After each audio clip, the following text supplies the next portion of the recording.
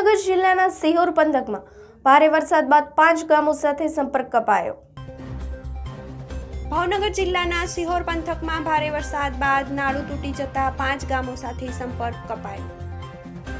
ભાવનગર જિલ્લામાં ગઈકાલે બપોર બાદ ભારે વરસાદ થયો હતો, જેમાં સિહોર અને ઉપરવાસના પાલિતાણા પંથકના ગ્રામ્ય વિસ્તારોમાં ભારે વરસાદ થતા ગૌતમેશ્વર ડેમ ઓવરફ્લો થયો હતો। રાત્રિ દરમિયાન ડેમ ઓવરફ્લો થવાના કારણે ભાવનગર રાજકોટ હાઈવે પર પાણી ફરી વળતા વાહન વ્યવહાર ખોરવાયો હતો, જે બાદ ગોમતી નદીમાં ઘોડાપૂર આવતા મંગનાલા પાસેનું નાળું તૂટી જતા માર્ગ પરનો વાહન વ્યવહાર બંધ થયો છે। આ વિસ્તારમાં અગાઉ પણ ભારે વરસાદના કારણે લોકોને ભારે હાલાકી સહન કરવી પડી હતી।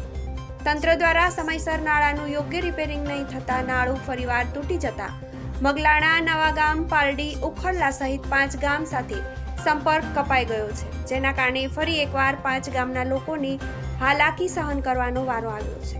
રિપોર્ટ બાય વિપુલ ગોહેલ સાથે સંજય રાવલ, SB ન્યૂઝ, ભાવનગર।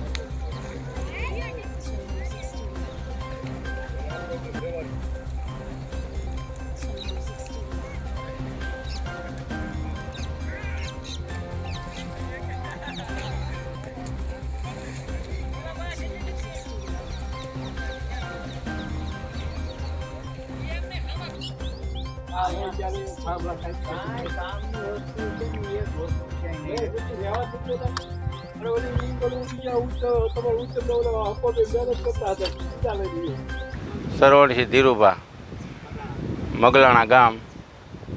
અમારા રસ્તાની પ્રશ્ન છે, વારંવાર તૂટી જાય છે રસ્તા। હમણાં 1 મહિના પહેલાં તૂટી ગયો તો, પાછો 2 ખટરા નાખી દીધા અને પાછો રસ્તો શરૂ કર્યો, પાછો ફરીને તૂટી ગયો છે। તો આ 10 થી 15 ગામનો રસ્તો છે। અહીંયા હજારો માણસની રોજીરોટી આ રસ્તા ઉપર અવર જવર થાય છે, હજારો માણસો અહીંયા હાલે છે। તો અહીંયા કોઈ તંત્ર કે કોઈ કાંઈ ધ્યાન દેતું નથી।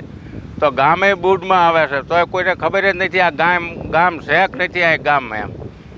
તો હજી કાલનું છે કે આ રસ્તાનું પોઝિશન તો કોઈ હજી આવ્યું નથી, લાઇટે નથી, પાણી નથી ને રસ્તાય નથી। ગઈકાલે જે આ કોઝવે તૂટ્યો, શું નુકસાન થયું? આમાં ખેતર ધોવાઈ ગયા, શમશાન પડી ગયું। તો દવાખાનાના 2-3 પ્રશ્ન બાજુના ગામના હતા, તો એ બિચારા માણસો બહુ હેરાન થયા। 108 કોઈ આવે નહીં, ન કોઈ વાહન જઈ શકે।